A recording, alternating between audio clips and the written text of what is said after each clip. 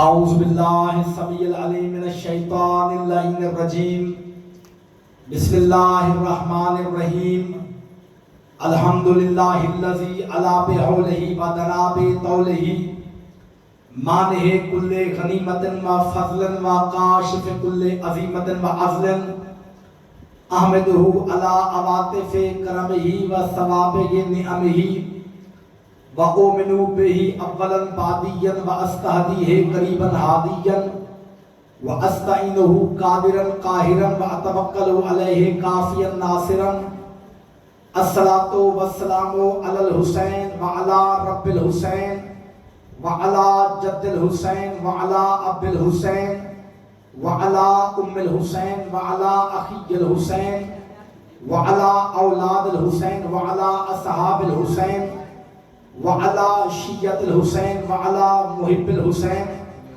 اما بعد فقد قال رسول اللہ صلی اللہ علیہ وآلہ وسلم بسم اللہ الرحمن الرحیم زینوا مجالسکم بذکر علی ابن ابی طالب ذکرہ ذکری و ذکری ذکر اللہ و ذکر اللہ عبادت صلوات بلند آواز سے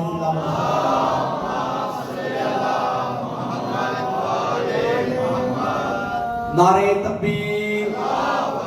ایسا نہیں یہ والا محلہ خاموش ہے، حالانکہ اللہ ہر ایک کا خالق ہے، وہ کبریائی کا مالک ہے، وہ بہت بڑا ہے، تو بہت بڑے کا نام بلند آواز سے لینا چاہیے، محلہ خاموش نہیں ہونا چاہیے. نعرہ تکبیر، نعرہ رسالت، نعرہ رسالت، نعرہ حیدری، نعرہ حیدری، بلند صلوات. اللہم صلی علی محمد وآلہ محمد. درود کا پڑھنا عظیم عبادت ہے، احسان سمجھ کے نہیں، ایمان سمجھ کے، واجب سمجھ کے نہیں، عجب سمجھ کے، زحمت سمجھ کے نہیں، رحمت سمجھ کے بلند آواز سے محمد و اہل بیت محمد کی ذات پہ درود بھیج دیجئے. اللہم صلی علی محمد وآلہ محمد. اجازت ہے جی گفتگو شروع.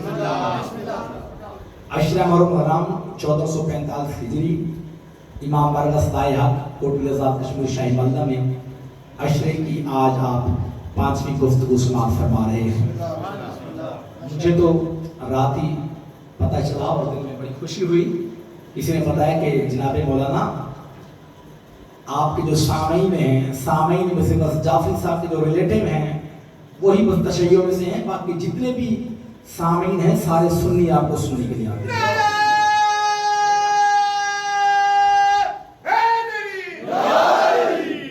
دیکھیں بھائی، جتنے بھی سنی چاہے جوان ہیں، بزرگ ہیں، بچے ہیں، یہ سنی جتنے بھی ہیں آئیں جی بھر کے آئیں، خوش ہو کے آئیں، لیکن یہ ذہن میں رکھیں کہ جتنے بھی سنی آتے ہیں یہ ہمارے مہمان نہیں ہیں، یہ جعفری صاحب کی مہمان نہیں ہیں، یہ باقر صاحب کی مہمان نہیں ہے، آغا صاحب کی مہمان نہیں ہے، یہ تو حسین ابن علی کے مہمان ہیں. نعرہ حیدری. پھر یہ ہم لوگوں کا فریضہ ہے نا کہ جو حسین کا مہمان ہو، حسین کے مہمان کی ہر طرح سے خدمت ہونی چاہیے. تو یہ جو میں حدیث پڑھنا چاہ رہا ہوں، پڑھنے مجھے پہلے چاہیے، لیکن مجھے چونکہ پتہ ہی نہیں تھا، پتہ ہی مجھے رات چلا ہے کہ ہمارے سنی بھائی ہمیں سننے کے دیکھیں، ہم ان 10 دنوں میں عزاداری کرتے ہیں، کسی کی ہم دل عزاداری کرنے کے لیے ہمارا مقصد حرکت نہیں ہوتا، ہمارا تو مقصد ہی عزاداری امام حسین السلام ہے. آپ آئیں، آپ کا اپنا گھر ہے، آپ کے مولا کا گھر ہے، امام حسین السلام کا گھر ہے، آپ آئیں، آپ امام حسین السلام کے مہمان ہیں. ہم تو امام حسین السلام کے مہمانوں کے نوکروں کے بھی نوکر ہیں. تو پھر دیکھیں جو بھی امام حسین السلام کا مہمان آئے تو پھر اس کی حفاظت کرنا ہمارا حق بنتا ہے. اس کی جسمانی حفاظت کرنا، تو وہ جسمانی حفاظت کے لیے تو باہر وہ کھڑے ہوئے ہیں پولیس والے، ٹھیک ہے، پولیس والے بھی کھڑے ہوئے ہیں، جعفری صاحب کی طرف سے کچھ بندے لگائے ہوئے. لیکن نقصان دو قسم کے ہوتے ہیں، ایک جسمانی نقصان ہوتا ہے، ایک روحانی نقصان ہوتا ہے، ایمانی نقصان ہوتا ہے. تو جو جسمانی نقصان سے بچانا جانتے ہیں ان کا حق بنتا ہے کہ آپ کو جسمانی نقصان سے بچائیں، اور جو روحانی نقصان سے حفاظت کرنا جانتے ہیں پھر ان کا حق بنتا ہے کہ وہ آپ کو روحانی نقصان سے بچائیں. کیونکہ یہ بارگاہ ایسی بارگاہ ہے کہ اسی بارگاہ میں سلمان بھی بنتے ہیں اور اسی بارگاہ میں مروان بھی بنتے ہیں.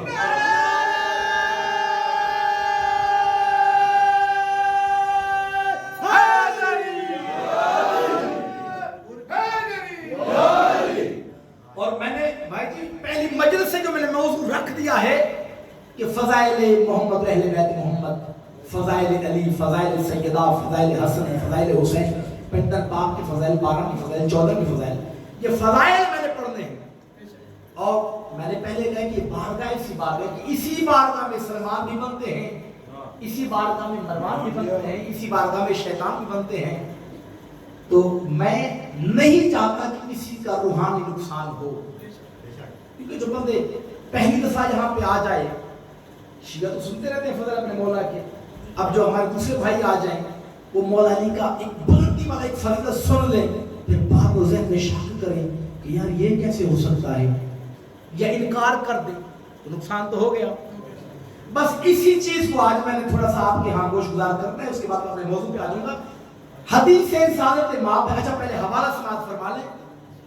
کتاب کا نام ہے امالی شیخ صدوق. پھر سنیے، کتاب کا نام ہے امالی شیخ صدوق، صفحہ نمبر 144، حدیث نمبر ہے 3. سرکار محمد مصطفیٰ فرماتے ہیں کہ بسم اللہ الرحمن الرحیم، الشق فی فضل علی ابن ابی طالب یحشر یوم القیامت من قبرہ وفی عنقہ طوق من نار فیہ ثلاثۃ مئہ شعبۃ علی کل شعبۃ فیہا شیطان یکرہ وفی وجہ یتفل فیہ. سرکار فرماتے ہیں کہ جس شخص نے میرے بھائی علی کی فضیلت میں شک کیا، یہ حدیث سن لیجئے، نبی فرمانے کے جو بندہ میرے بھائی علی کے فضائل میں شک کرے گا اس کی سزا کیا ہے؟ نبی فرماتے ہیں جو بندہ شک کرے گا نا میرے بھائی علی کے فضائل میں، وہ میدان قیامت میں قبر میں اس حالت میں نکلے گا کہ اس کی گردن میں آگ سے بنا ہوا ایک طوق ہوگا جس کے 300 گوشے ہوں گے اور ہر گوشے پہ ایک شیطان بیٹھا ہوگا، اور وہ میدان قیامت میں شیطان اس کی طرف دیکھ اس کا منہ چڑا چڑا کر اس کے منہ پر تھوکے گا. تو چونکہ میں نے 10 دن فضائل پڑھنے اس گھرانے کے، تو کبھی بھی ذہن میں یہ شک نہ لانا کہ کبھی علی بھی ایسا کر سکتا ہے، کہ علی ایسا ہو سکتا ہے. کیونکہ رات میں نے ایک بات کی، میں نے کتابوں کا نام لیا باقاعدہ، میں نے کہا حضرت یحییٰ کے بارے میں ہے کہ یحییٰ موت کو ذبح کریں گے، اور علی بادشاہ کا فرمان بھی ہے کہ انا ممیت الموت، میں موت کو مارنے والا ہوں. تو کچھ میرے بھائی میرے واجب الاحترام شاید بھی سمجھ میں نہیں آیا. تو بھائی کبھی بھی علی کی فضیلت میں شک نہ کرنا. نبی نے بتا دیا کہ جو بھی میرے بھائی علی کے فضائل میں شک کرے گا اس کی یہ سزا ہے کہ جب قبر سے نکلے گا اس کی گردن میں ایک آگ سے بنا ہوا طوق ہوگا جس کے 300 خانے گوشے ہوں گے، اور ہر گوشے میں ایک شیطان بیٹھا ہوگا جو منہ چڑا چڑا کر اس شک کرنے والے کے چہرے پہ تھوکے گا. یہ تو اس کی سزا ہے کہ جو علی کے فضائل میں شک کرے. جو علی کے فضائل کا انکاری ہو اس کی سزا کیا ہوگی؟ تو کبھی بھی میرے بھائیوں، میرے شیعہ سنی بھائیوں، علی کی فضیلت میں شک نہ کرنا. علی کی فضیلت کوئی کام ہے جسے اللہ کہے اپنا چہرہ، جسے اللہ اپنا ہاتھ کہے، جسے اللہ اپنا دل کہے، جسے اللہ اپنے کان کہے، جسے اللہ اپنی آنکھیں کہے، جسے اللہ اپنی زبان کہے، پھر ایسی ذات میں شک کی گنجائش ہونی ہی نہیں چاہیے. دیکھیں یہی تو وہ ذات ہے کہ جس نے اس کی توحید کی پہچان کروائی. نہیں میں اپنی طرف سے کہہ رہا ہوں،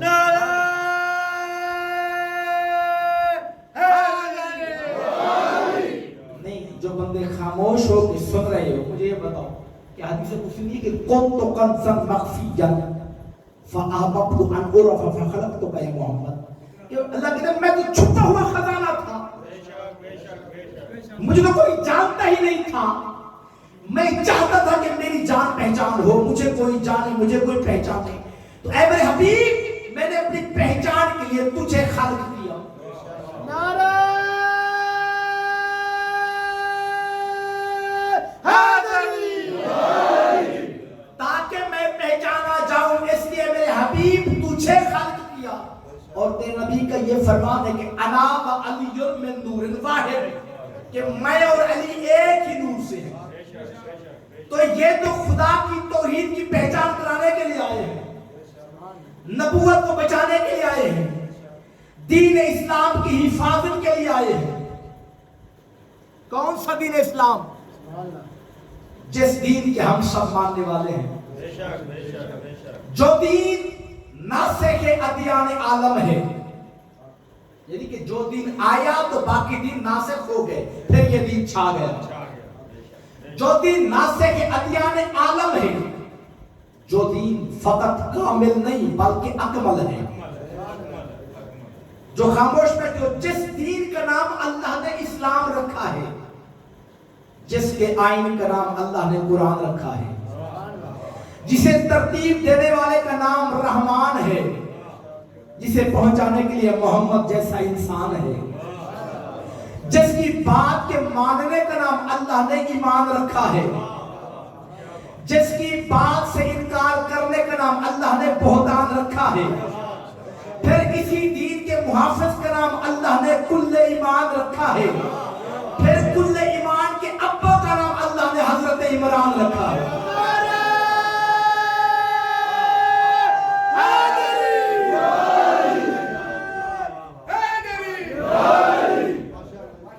اور یہ دین اسلام دو چیزوں سے مل کر بنتا ہے، دو چیزوں پہ ہے بنیاد دین اسلام کی، دو چیزوں سے بنا ہے دین اسلام کا جسم۔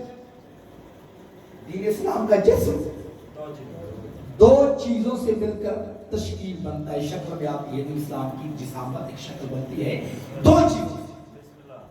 آپ کتنی چیزوں سے بنے ہیں؟ چار چیزوں سے۔ آپ بنے ہیں چار چیزوں سے، آگ، مٹی، پانی ہے۔ دین اسلام میں ہے دو چیزیں، کون کون سی؟ ایک ہے اصول دین، دوسری ہے فروع دین۔ اصول و فروع کے ملاپ سے دین اسلام کا جسم بنتا ہے۔ نعرہ تکبیر، نعرہ رسالت، نعرہ حیدری۔ تو اگر آپ چاہتے ہیں کہ اس جسم میں روح بھی آ جائے، کون سا جسم دین اسلام کا جسم بنا ہے؟ اصول و فروع کے مل جانے سے پھر دین بنتا ہے۔ اگر یہ الگ الگ ہو تو پھر دین اسلام نہیں ہے۔ جب دونوں مل جائیں، ایک انسان دونوں چیزوں کو فالو کر لے، اصول دین کو بھی فروع دین کو بھی، پھر وہ پکا مسلمان ہے، پھر یہ دین بن جاتا ہے۔ اور اگر آپ چاہتے ہیں کہ اس دین میں روح بھی آ جائے، اس جسم میں، دین والے جسم میں، اسلام والے جسم میں روح بھی آ جائے، تو روح اسلام اس محبت اور عاشقانہ کیفیت کا نام ہے جو لفظوں میں بیان ہو ہی نہیں سکتی۔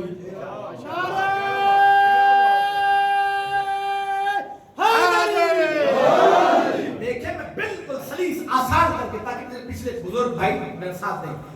دیکھیں ایک مرد مومن کے عشق کا نقطہ مرکز اگر کوئی ذات ہے تو وہ ہے آمنہ کلال، اور دین اسلام کا مرکز بھی اگر کوئی ذات ہے تو وہ ذات ہے ذات محمد مصطفیٰ، جس کے لیے اللہ رب العزت نے قرآن میں فرمایا کہ بسم اللہ الرحمن الرحیم وما ارسلناک الا رحمتا للعالمین۔ نعرہ تکبیر، نعرہ تکبیر، نعرہ رسالت، نعرہ رسالت، نعرہ حیدری۔ یہ آیت بزرگوں فاروق صاحب، میں نے وہ آیت پڑھی ہے کہ جو بچوں کو یاد ہے، ترجمہ میں سارے جانتے ہیں۔ ترجمہ کیا ہے کہ ہم نے آپ کو عالمین کے لیے رحمت بنا کر بھیجا، وما ارسلناک الا رحمتا للعالمین۔ میرے حبیب ہم نے آپ کو عالمین کے لیے رحمت بنا کر بھیجا. آج تک اسی آیے مبارکہ کا یہی ترجمہ ہوتا آیا اور میں مکتب تشیع کا ایک چھوٹا سا طالب علم ہونے کی حیثیت سے یہ کہنے کی اصرار کر رہا ہوں کہ یہ ترجمہ نہ ہی کامل و اکمل ہے اور نہ ہی اس ترجمے سے شان رسالت نکھر کر میرے سامنے آتی ہے. تو نعوذ باللہ من ذالک کہ اللہ کو اتنی عربی نہیں آتی تھی. سیدھی طرح کہتا انت رحمت آئے محمد تم رحمت ہو, یا فرماتا محمد رحمت للعالمین محمد عالمین کے لیے رحمت ہے. اللہ نے یہ کیوں کہا کہ وما ارسلناک الا رحمت للعالمین.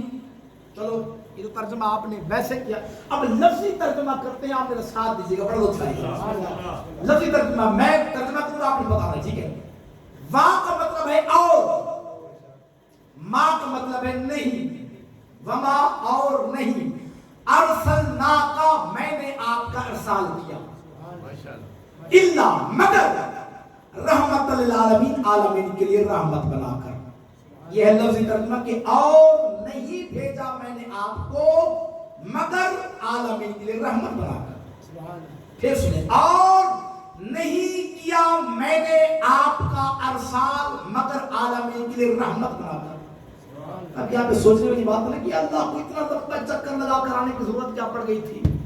یہ ڈائریکٹ بائی پاس ہو لیتے کہ انت رحمت اے حبیب تم رحمت ہو, یا فرما دیتا محمد الرحمت للعالمین اے محمد تم عالمین کے لیے رحمت بنا کر بھیجے گئے ہو. یہ اتنا لمبا چکر کیوں دیا؟ ذرا باریکی میں جائیں گے تو معلوم ہوگا کہ اللہ رب العزت سرکار دو عالم کی ذات کو رحمت نہیں کہہ رہا, ارسال کو رحمت کہہ رہا.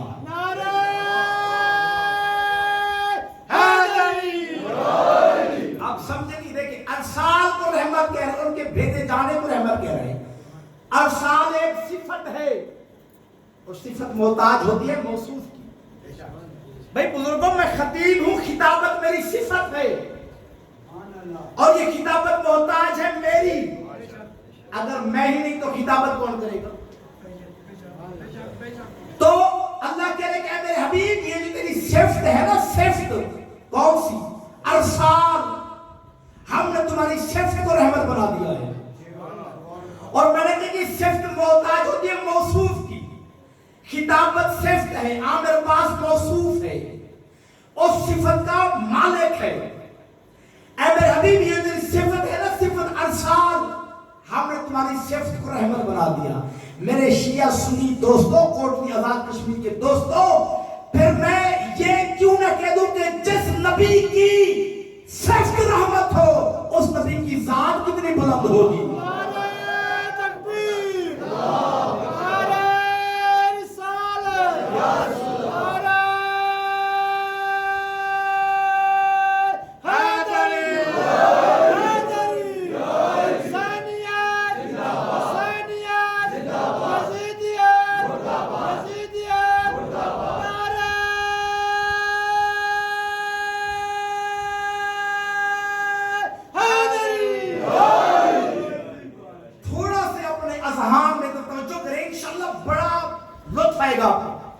دیکھیں, اچھا ذرا باریکی میں جائیں, باریکی میں تو پھر آپ کو پتہ چلے گا کہ لفظ ارسال یہ دوری کا تقاضا کرتا ہے.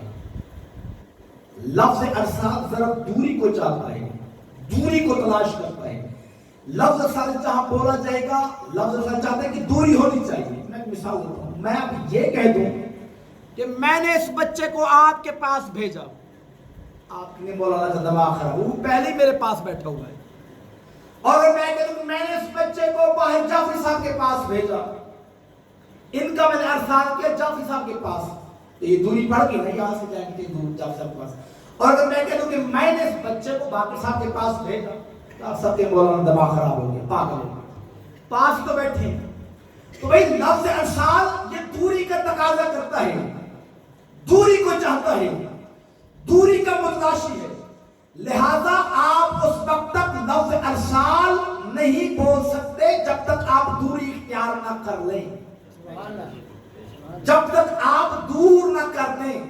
میں ایک مثال دیتا ہوں, آپ کا کوئی عزیز یہاں سے دور رہتا ہو، کراچی رہتا ہو، لاہور رہتا ہو، کسی دوسرے ملک میں رہتا ہو، موبائلوں کا دور نہیں ہے، آپ نے خط لکھنا ہے. جب آپ خط لکھ لیں گے، خط لکھ کر آپ اپنی جیب میں ڈال لیتے ہیں، تو کیا آپ کہہ سکتے ہیں کہ خط میں نے ارسال کر دیا؟ نہیں. کیوں؟ کیونکہ خط تو آپ نے اپنی جیب میں ڈالا ہے. جب تک آپ خط کو لیٹر باکس میں ڈال کر دور نہیں بھیجیں گے تب تک آپ لفظ ارسال نہیں بولیں گے. اچھا، یہ بھی ایک عربی زبان کا کمال ہے کہ پہلے ہوتی ہے قربت، دوری سے پہلے قربت ہوتی ہے، پکی بات ہے، پھر ہوتی ہے دوری. میں پھر اسی مثال کو کہتا ہوں. آپ نے اپنے کزن کو خط لکھنا ہے. آپ کزن بیٹھے دبئی میں بیٹھا ہے، سعودی میں بیٹھا ہے، قطر میں بیٹھا ہے، آپ نے خط لکھنا ہے. آپ خط لکھ کر ڈائریکٹ دور نہیں بھیجیں گے، پہلے آپ خط لکھیں گے پھر اسے اپنی جیب میں رکھیں گے. صلوات پڑھیں بلند آواز سے.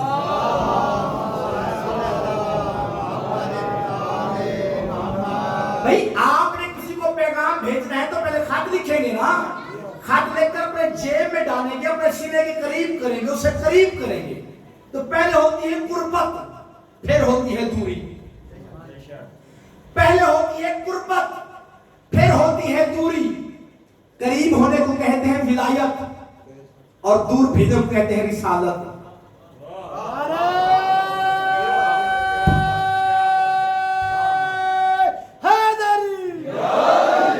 اللہ کریے درمیان والے جاگ جائے نا. بھائی پہلے ہوتی ہے قربت، پھر ہوتی ہے دوری. قریب ہونے کو کہتے ہیں ولایت، دور بھیجنے کو کہتے ہیں رسالت. اللہ نے کہا میرے حبیب میں نے تجھے خلق کیا، خلق کرنے کے بعد میں تجھے اپنے قریب رکھا. تو بارگاہ توحید میں رہا، تو متن توحید کا حاشیہ بنا رہا، تو توحید کے پھول کی خوشبو بنا رہا، تو توحید کی شمع کی روشنی بنا رہا. اور جب مسئلہ حق میں نے تجھے خود سے جدا کر کے، خود سے دور کر کے بندوں کے پاس بھیجا تو یہ دوری عالمین کے لیے رحمت بن گئی. تو میرے شیعہ سنی دوستو، جس نبی کی دوری عالمین کے لیے رحمت بن جائے اس نبی کا قرب کتنا بلند ہوگا.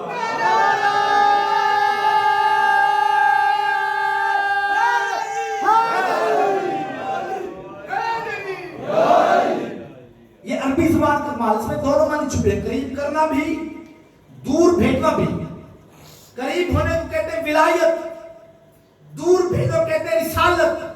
اس لیے اللہ پہلے کسی کو ولی بناتا ہے یعنی قریب کرتا ہے، پھر رسول بنا کر دور بھیجتا ہے. اسی لیے اللہ نے چھٹے پارے میں سورۃ المائدہ میں فرمایا کہ بسم اللہ الرحمن الرحیم انما ولیکم اللہ ورسولہ والذین آمنوا الذین یقیمون الصلاۃ ویؤتون الزکاۃ وهم راکعون. فرمایا پہلے اللہ ولی ہے، پھر رسول ولی ہے، پھر وہ ولی ہے جو انگوٹھی رکوع کی حالت میں زکات دیتا ہے.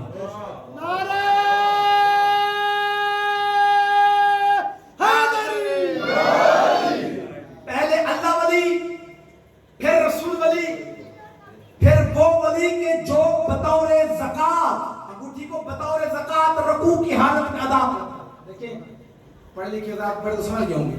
اب دعوت سماعت دے رہا ہوں اپنے جیسے کام پڑھے لکھے لوگوں. دیکھیں اللہ نے اس آیت کی ترتیب کیا رکھی کہ پہلے اللہ ولی، پھر رسول ولی، پھر علی ولی. اب اگر ادھر سے کوئی چیز ادھر آئے تو پہلے اللہ، پھر محمد، پھر علی. اور اگر کوئی چیز ادھر سے ادھر جائے تو پہلے علی، پھر محمد، پھر اللہ.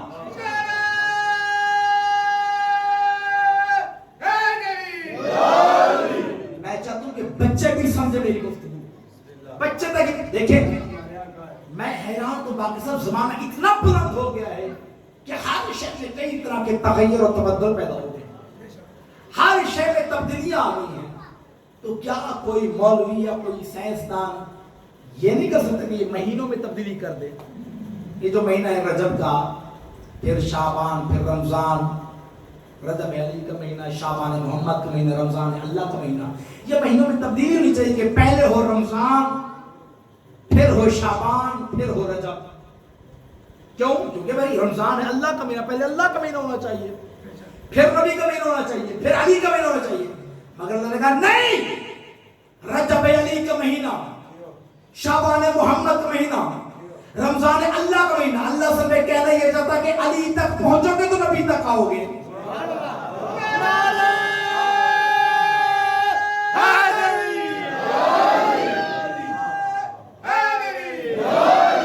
अली तक पहुंचोगे तो नबी तक आओगे, नबी तक आओगे तो जली तक आओगे। खबरदार अली को न छोड़ना। तो मैं एक मिसाल बताऊं, अक्सर हम पे एतराज होता है कि शियों को पता नहीं क्या होता है, बड़े कोई बेवकूफ है, हर वक्त अली अली करते रहते हैं। मजलिसों में अली अली, इनके महफिल जश्न में अली अली, इनकी शादियों पे अली अली, इनकी गमी में अली अली, हर अली अली अली अली अली अली अली अली। और यही एतराज हजरत शाह शम्स तबरेज मुल्तान की धरती के बहुत बड़े वली, और मैं भी किसी ने एतराज किया था, बताया शाह साहब किसी ने एतराज किया, आप हर वक्त अली अली करते रहते हैं, आपने मरना नहीं? मौत बरहाक की मरना तो है, जब आपने मरना है तो जब आप कब्र में जाएंगे तो कब्र के लिए भी कोई सामान तैयार किया है? जब फरिश्ते सवाल जवाब करेंगे फिर क्या करेंगे आप? और शाह शम्स तबरेज़ ने कुछ कहा, किसी शायर ने उनके कहे को लिखा, उन्होंने कहा कि शाह शम्स तबरेज़ ने कहा कि फिशाल कब्र को ऐसा नकाल कर दूंगा। सलवात पढ़े बुलंद आवाज से।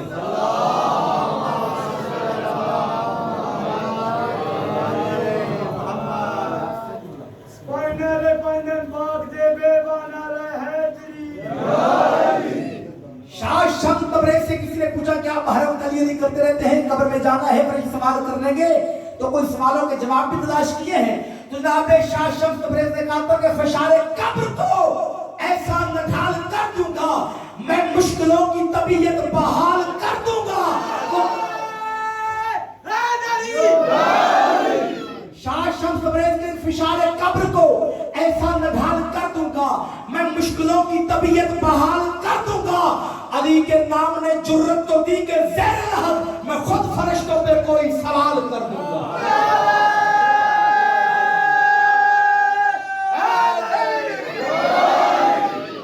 तो ये एतराज आज नहीं आ रहा, ये हम पे भी एतराज होता है कि शियों को पता नहीं क्या हो जाता है, हर वक्त अली अली करते रहते हैं। क्या इन्होंने मरना नहीं?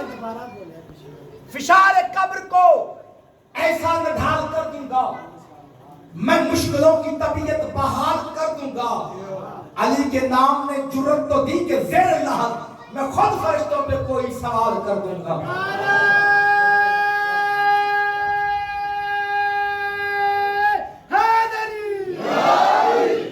देखिए मैं एक मिसाल देता हूं, आपके घर फकीर मांगने आते होंगे, आते हैं कि नहीं आते? तो कुछ लेके भी जाते हैं कि उससे भी छीन लेते हैं? लेके जाते हैं। ये क्या फकीर हर घर से लेके ही जाता होगा। अच्छा देखें किसी ने कोई ऐसा फकीर हो जो बड़ा पाक साफ हो, नीले पीले रुमाल उसने कंधे में डाले हुए हो, सर पे बेहतरीन खूबसूरत उसने पगड़ी पहनी हुई हो, टोपी पहने हुए हो, बेहतरीन खूबसूरत दाढ़ी भी हो, हाथ में तस्वीर पकड़े हुए हो, दरूद पढ़ता हुआ आपके घर के पीछे जाकर सीढ़ी लगाकर छत पे चढ़कर एकदम घर में कूद पड़े और आप कहेंगे क्या बलान पड़ी है, और वो कहेंगे अल्लाह के नाम पर कुछ दे दो। तो अब ईमान से बताएं क्या आप उसे कुछ देंगे? अब यकीन आप उसे धक्के देंगे, छितर ये डंडे मारेंगे, इसलिए कि आप कहेंगे खैरात हम तुझे देते हैं, लेकिन खैरात घर से घर में नहीं दी जाती, बल्कि खैरात तो घर से बाहर दी जाती है और दर से मिलती है। अरे अहमद घर में क्यों घुस आया? मालूम हो कि जो घर में घुसेगा उसे छितर पड़ेंगे, जो दर पे आएगा उसे सब कुछ मिलेगा। जो घर में घुसेगा उसे छितर पड़ेंगे, जो दर पे आएगा उसे सब कुछ मिलेगा। और यही तो पैगंबर ने तकरीबन 75 दफा बताया कि अना मदीनतुल इल्म व अलीयुल बाबुहा, कि मैं इल्म का शहर हूं, अली इल्म का दरवाजा है। अरे घर पे आओगे तो सब कुछ पाओगे, घर में घुसोगे तो छितर खाओगे।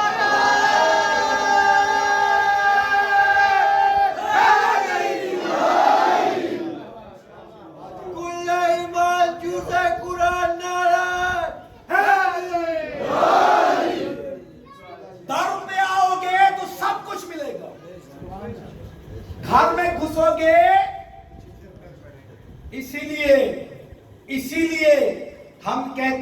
در سے مانگو. محمد ہے گھر, علی ہے در. سارے بولو محمد ہے گھر, علی ہے در. اگر مانگنا ہے تو اسی در سے مانگنا, گھر میں نہ گھسنا. گھر میں گھسو گے تو پتہ ہے نا کیا حشر ہوگا, اسی لیے در سے مانگنا. یہ شب ہجرت کا واقعہ تو آپ نے سنا ہے کہ جب پیغمبر کی جان کو خطرہ تھا, آواز توحید میرے پیغمبر میرے حبیب مکہ چھوڑ دے. پیغمبر چلے گئے, علی لیٹ گئے.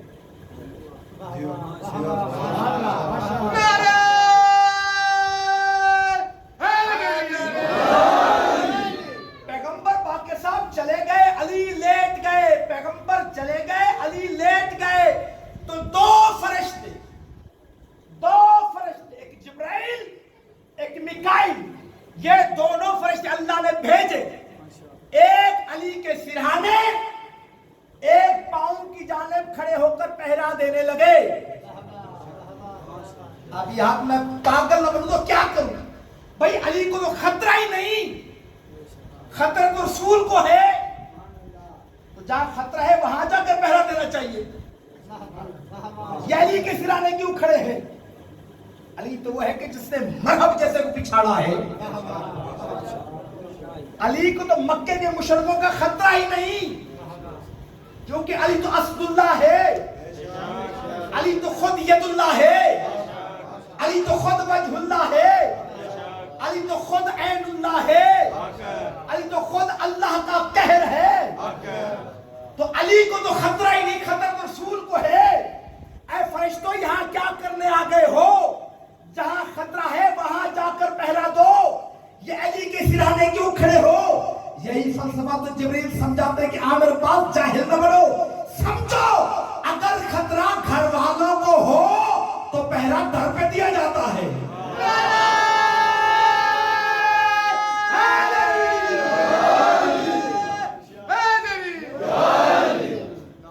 خطرہ گھر والوں کو ہو تو پہرا در پہ دیا جاتا ہے. محمد ہے گھر, علی ہے در. یہ سب نبی نے نہیں فرمایا, آپ صحابہ کرام نے بھی کہا کہ مشکل حل کرنے والا دروازہ ہے یہ. مشکل حل کرنے والے دروازے کا نام ہے علی. اور میں تو حضرت ابو بکر صدیق رضی اللہ تعالی عنہ کو صدیق کہتا ہی اس لیے ہوں کہ سب سے پہلے علی کے دروازے ہونے کی تصدیق انہوں نے کی. بھائی حضرت ابو بکر رضی اللہ عنہ فرماتے ہیں کہ اس وقت تک کوئی بندہ جنت سے